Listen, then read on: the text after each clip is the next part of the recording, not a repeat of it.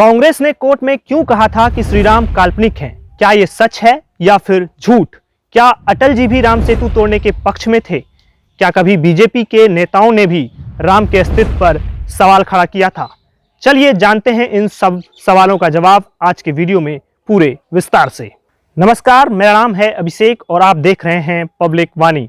अयोध्या में 22 जनवरी को रामलला की प्राण प्रतिष्ठा होनी है। ऐसे में पूरा देश राममय हो चुका है। टीवी डिबेट से लेकर चौक चौराहों के चर्चे तक सिर्फ राम नाम ही चल रहा है।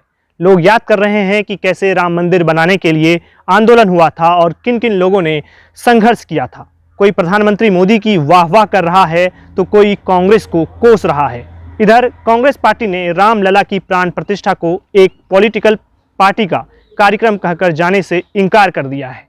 ऐसे में इन चर्चाओं में लंबे समय से चली आ रही एक बात फिर दोहराई जा रही है, वो ये कि कांग्रेस ने कभी कोर्ट में कहा था कि श्री राम काल्पनिक हैं और उनका कोई अस्तित्व नहीं है।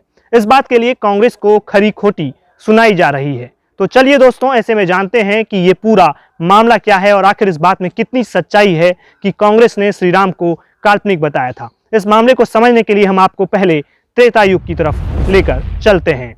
वाल्मीकि रामायण के अनुसार भगवान राम सीता को लेने के लिए लंका जा रहे थे। बीच में समुद्र था। रावण को हराने के लिए समुद्र को पार करना बेहद जरूरी था।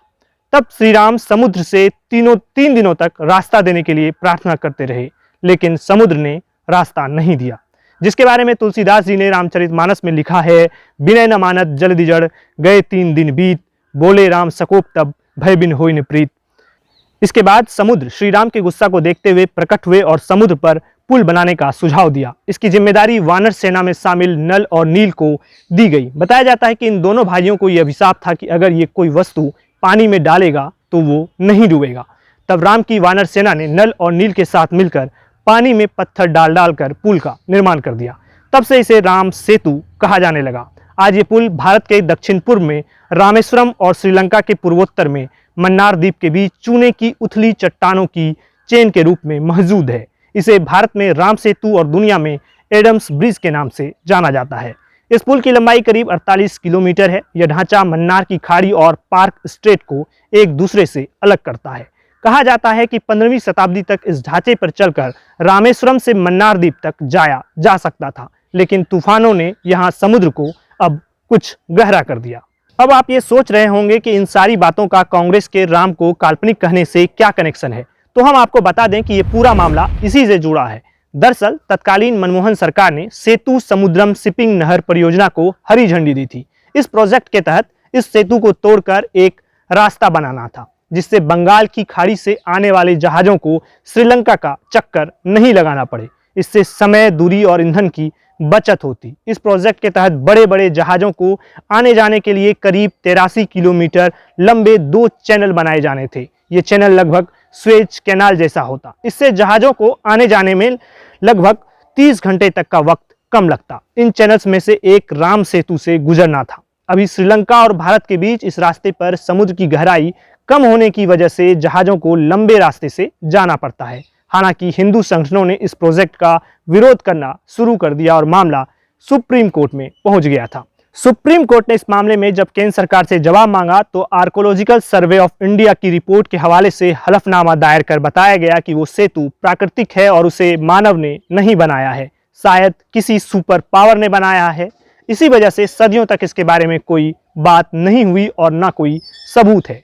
कांग्रेस सरकार की ओर से दाखिल किए गए इस हलफनामे का खूब विरोध हुआ था, जिसके बाद सरकार ने इसे वापस ले लिया और कहा कि वह सभी धर्मों का सम्मान करती है। इस बात पर देश में इतना हंगामा हुआ कि न केवल हलफनामा वापस ले लिया गया बल्कि एएसआई के 2 अधिकारियों को भी निलंबित कर दिया गया था।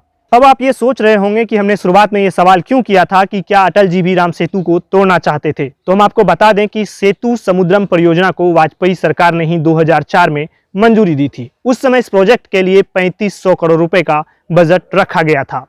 हालांकि चुनाव में एनडीए सरकार की विदाई हो गई। यूपीए सरकार ने जब इसे आगे बढ़ाने पर काम किया तो बीजेपी ही विरोध में खड़ी हो गई। बीजेपी नेता उमा भारती का 2007 का एक स्टेटमेंट है, जिनमें वो राम सेतु के मुद्दे पर अटल और आडवाणी को माफी मांगने के लिए कर रही हैं। उस समय उमा भारती बीजेपी से बागी चल रही थी। तो दोस्तों इसी मामले के चलते आज तक कांग्रेस को कोसा जाता है कि उन्होंने श्री राम को काल्पनिक कहा था। लेकिन यहां आपको जानकर आश्चर्य होगा कि 2022 में बीजेपी के नेता और केंद्रीय मंत्री जितेंद्र सिंह ने संसद में राम सेतु को लेकर जो बयान दिया था वो लगभग कांग्रेस सरकार जैसी ही थी। उन्होंने संसद में एक सवाल के जवाब में कहा था कि अब तक राम सेतु के अस्तित्व का कोई पुख्ता प्रमाण नहीं है। उनके पूरे स्टेटमेंट को कोट करें तो राम सेतु को लेकर उन्होंने कहा था कि हमारी कुछ सीमाएं हैं, क्योंकि ये करीब 18,000 साल पहले का इतिहास है। जिस ब्रिज की बात हो रही है वो करीब 56 किलोमीटर लंबा था। स्पेस टेक्नोलॉजी के जरिए हमने पता लगाया कि समुद्र में पत्थरों के कुछ टुकड़े पाए गए हैं, उनमें कुछ ऐसी आकृति है जो निरंतरता को दिखाती है। समुद्र में कुछ आइलैंड और चूना पत्थर जैसी चीजें दिखी हैं। अगर सीधे शब्दों में कहा जाए तो ये कहना मुश्किल है कि राम सेतु का वास्तविक स्वरूप वहां मौजूद है। हालांकि कुछ संकेत ऐसे भी हैं जिनसे ये पता चलता है कि स्ट्रक्चर वहां मौजूद हो सकता है। जितेंद्र सिंह के स्टेटमेंट से साफ है कि उन्होंने कांग्रेस सरकार की तरह ही राम सेतु के अस्तित्व पर सवाल खड़े किए। इस स्टेटमेंट पर उस समय कांग्रेस ने सवाल उठाए, लेकिन ये उस तरह कभी भी टीवी डिबेट का हिस्सा नहीं बना। यही कारण है कि जनता तक ये बात कम पहुंची। शायद इसलिए जनता बीजेपी को इस मामले पर नहीं कोसती है। इससे पहले बीजेपी सरकार के मंत्री ने सीता के अस्तित्व को लेकर भी सवाल खड़े किए थे। 2017 में केंद्रीय पर्यटन एवं संस्कृति मंत्री डॉक्टर महेश शर्मा ने राज्यसभा में एक सवाल के जवाब में कहा था कि सीता की जन्मस्थली आस्था का विषय है, इसका कोई प्रत्यक्ष प्रमाण नहीं है। इस स्टेटमेंट पर भी उस समय विवाद हुआ, लेकिन ये स्टेटमेंट भी कांग्रेस के राम काल्पनिक है की तरह वायरल नहीं हुआ। इसलिए शायद जनता के बीच इस बयान की भी कभी कोई चर्चा नहीं होती है। बीजेपी के कुछ और नेताओं ने भी श्री राम और सीता को लेकर विवादित बयान दिया था, जिसमें बीजेपी के यूपी के पूर्व उप मुख्यमंत्री दिनेश शर्मा और अभी हाल ही में मध्य प्रदेश के मुख्यमंत्री बने मोहन यादव का भी बयान शामिल है। यूपी के पूर्व उप मुख्यमंत्री दिनेश शर्मा ने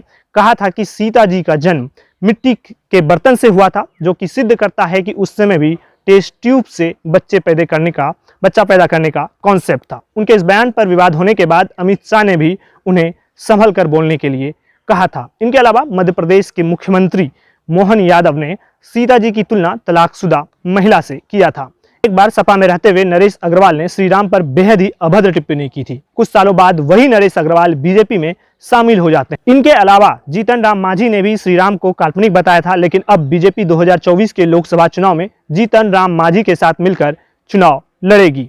तो दोस्तों इन तथ्यों को सामने लाने का मकसद किसी भी पार्टी का सपोर्ट या विरोध करना नहीं था, बल्कि इन फैक्ट को सामने लाने का मतलब यही है कि सिर्फ कांग्रेस के ही नेताओं ने सनातन धर्म को लेकर विवादित बयान नहीं दिया है, बल्कि बीजेपी के नेताओं ने भी समय समय पर विवादित बयान दिया है। तो ऐसे में जनता की भी ये जिम्मेदारी बनती है कि अगर वो बयानों के आधार पर वोटों का फैसला करती है तो इसमें उन्हें सभी पार्टी के बयानों का ध्यान रखना चाहिए। तो दोस्तों आप क्या सोचते हैं इस पूरे मामले पर? अपनी राय कमेंट बॉक्स में जरूर रखिए। अगर आपको हमारा वीडियो पसंद आए तो लाइक कीजिए, कमेंट कीजिए और हमारे चैनल को सब्सक्राइब कीजिए। आपका बहुत बहुत धन्यवाद।